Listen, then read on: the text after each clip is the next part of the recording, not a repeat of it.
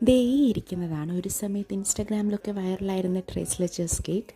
ആദ്യം കണ്ടപ്പോൾ എനിക്കിത് മിൽക്ക് കേക്കാണോ അതോ ഇനി ഇത് രണ്ടും സെയിം ആണോ എന്ന് എനിക്കറിയത്തില്ല.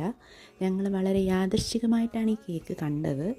ആദ്യം കഴിച്ചപ്പോൾ ആ മുകളിലത്തെ ഭാഗം മാത്രമാണ് കഴിച്ചത്. അപ്പോൾ എനിക്ക് കഴിച്ചപ്പോൾ സത്യം പറഞ്ഞു കഴിഞ്ഞാൽ അത്ര ടേസ്റ്റുള്ളൊരു ഐറ്റമായിട്ട് എനിക്ക് തോന്നിയില്ല.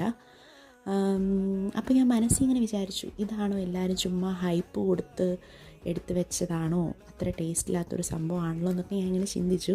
എല്ലാവർക്കും അതേ അഭിപ്രായം തന്നെ ആയിരുന്നു. ഒരു ഓക്കെ ടേസ്റ്റ് ആയിരുന്നു.